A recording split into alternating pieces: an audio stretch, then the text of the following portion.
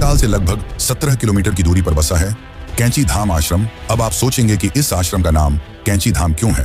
दरअसल यहाँ एक मोड़ है जिसमें दो पहाड़ एक दूसरे को कैंची की तरह काटते हैं, जिस कारण इस जगह का नाम कैंची धाम रखा गया है। और आज के टाइम पर यही बाबा नीम करौली का आश्रम है। हर साल 15 जून को यहाँ पर एक बड़े मेले का आयोजन होता है जिसमें देश विदेश से भक्त हिस्सा लेते हैं। हम कैंची धाम आश्रम के बारे में और भी डिटेल में जानेंगे, लेकिन उससे पहले हम ये जान लेते हैं कि इस आश्रम का निर्माण कैसे और कब हुआ। बात है साल 1940 के आसपास की। नीम करौली बाबा एक छोटी सी घाटी के पास जाकर बैठ गए और एक आदमी को उसके नाम से पुकारते हुए कहा, पूरन यहाँ आओ। यह सुनकर वह आदमी हैरान हो गया कि उन्हें उसका नाम कैसे पता है।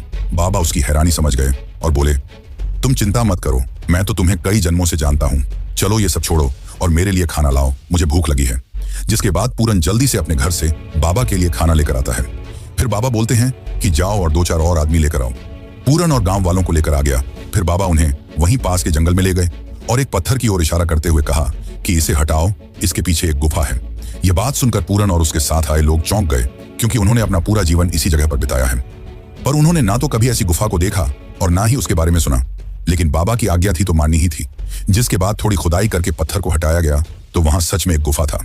जब पूरन और गांव वाले उस गुफा के अंदर जाते हैं तो फिर से चौंक जाते हैं, क्योंकि गुफा के अंदर ताजी यज्ञ सामग्री पड़ी हुई थी, मानो किसी ने अभी अभी यहाँ यज्ञ संपन्न किया हो। यह सब देखकर गांव वाले हैरान थे और तभी बाबा उनकी मन की बात समझ गए और बोले, ज्यादा मत सोचो, यह कोई चमत्कार नहीं है और ना ही मैं कोई चमत्कारी बाबा। यह स्थान हनुमान जी का है और अब वही यहाँ निवास करेंगे। दरअसल यह जगह सोमवारी बाबा की तपोस्थली थी, लेकिन अब बाबा के आदेश पर गांव वालों ने नदी से जल लाकर उस जगह को साफ किया और हनुमान जी की एक प्रतिमा वहां विराजमान की गई।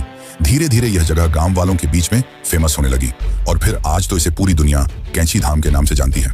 आज कैंची धाम शांति की तलाश कर रहे लोगों के लिए किसी तीर्थ स्थल से कम नहीं है। माना जाता है मूर्ति विराजमान करने के लगभग 22 साल बाद बाबा के ही आदेश पर यहाँ आश्रम का निर्माण किया गया। अब आश्रम कई मंदिरों से घिरा हुआ है, जिसमें हनुमान जी का मंदिर और कैंची मंदिर भी शामिल है। यहाँ आने वाले लोगों के लिए रहने की भी सुविधा होती है, क्योंकि बाबा मानते थे कि लोगों की सेवा करना ही सबसे बड़ा धर्म है। साथ ही यहाँ हर साल जून के महीने में वार्षिक भंडारे का भी आयोजन होता है, जिसमें 1 लाख से ज्यादा लोग आते हैं। वैसे क्या आपको पता है कि नीम करौली बाबा के रहते ही यहाँ भंडारे की शुरुआत हुई थी? इसकी कहानी भी रोचक और रहस्यमयी है। एक समय भंडारे के दौरान घी कम पड़ गया। तब बाबा ने कहा था कि नीचे बहती नदी से कैनिस्टर में पानी भरकर ले आओ। फिर उनके आदेश पर भंडारे का प्रसाद बनाने के लिए घी की जगह पानी का इस्तेमाल किया गया और देखते ही देखते पानी घी में बदल गया। मित्रों, ये सारी कहानियां तो खत्म होने से रहीं, इसीलिए चलिए अब हम जानते हैं नीम करौली बाबा के आश्रमों और उनके आखिरी पलों के बारे में, जो काफी ज्यादा रोचक हैं, जिसे जानकर आप भी चौंक जाएंगे।